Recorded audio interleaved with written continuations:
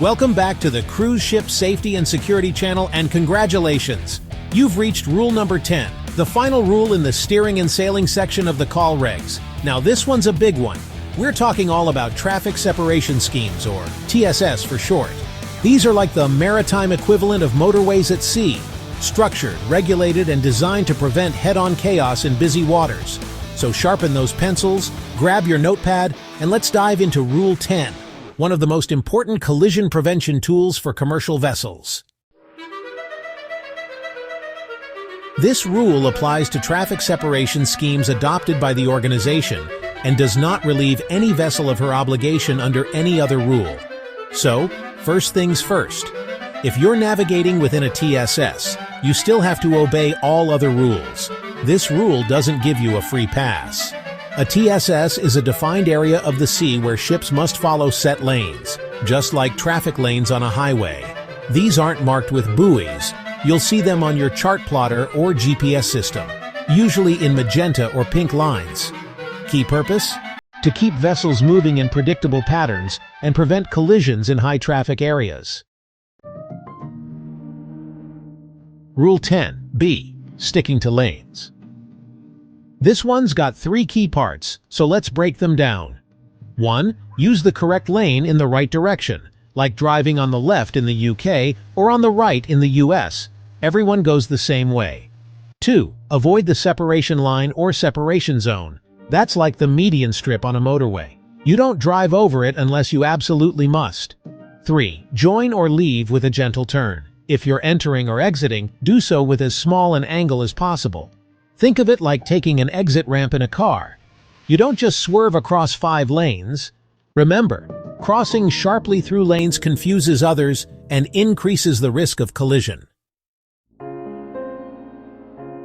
Rule 10c. Crossing a TSS. You shouldn't cross unless absolutely necessary. But if you must, do it at a right angle, 90 degrees. Why? It exposes the largest part of your vessel to others, making you more visible. It reduces time spent in the lane, so less chance of conflict. Pro tip: cross quickly, clearly, and visibly, not diagonally like a confused chicken. Rule 10d1. No inshore loitering. Inshore traffic zones are close to the coast. Large vessels should avoid them unless you're less than 20 meters under sail or engaged in fishing. Exam alert: under 20 meters sailing or fishing, you may use inshore zones. Rule 10d2. Exceptions for ports and safety.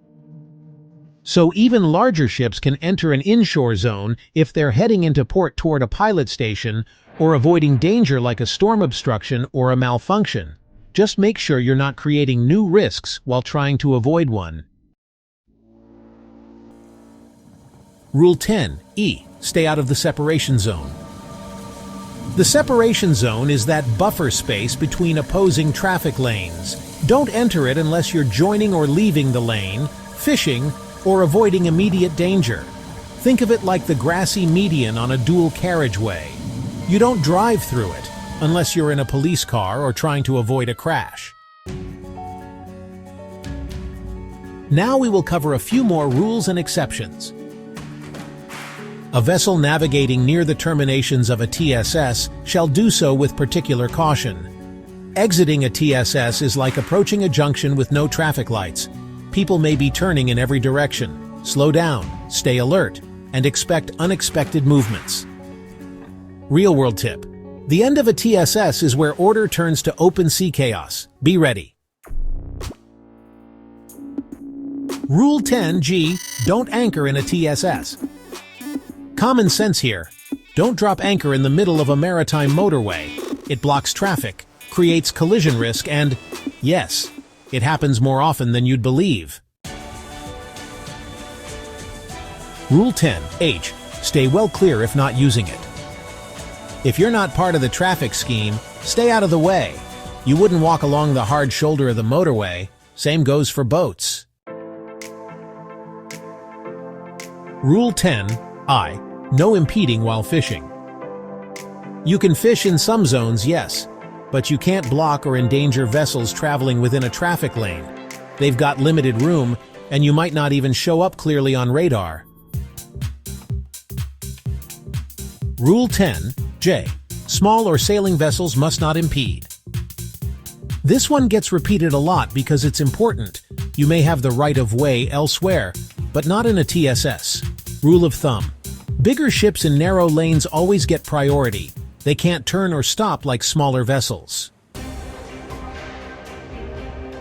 Rule 10K and 10L, maintenance exceptions. So, if a vessel is laying a buoy or fixing a subsea cable, they're allowed to bend the TSS rules, but only as much as necessary to do the job. Let's review the big takeaways. Stick to your lane and go the correct direction. Avoid crossing, but if you must, do it at 90 degrees. Only use inshore zones if under 20 meters, fishing or heading to port. Don't block or cross separation zones unless necessary. Be cautious near the ends. Chaos lives there. Never anchor in or near a TSS. Not using it? Stay well clear. If you're small or under sail, don't impede large vessels. Maintenance and cable-laying vessels have limited exemptions. Write this in your notes. Rule 10 equals the highway code of the sea. And that's it. Rule 10 complete. That's also the end of the steering and sailing rules section of the COLREGs. Well done, Skipper. Next up, we begin a brand new section, so be sure to review your notes, rewatch if needed, and I'll see you in the next video where we continue building your knowledge for safe, confident, and collision-free navigation at sea. Until then, stay sharp, stay safe, and steer smart.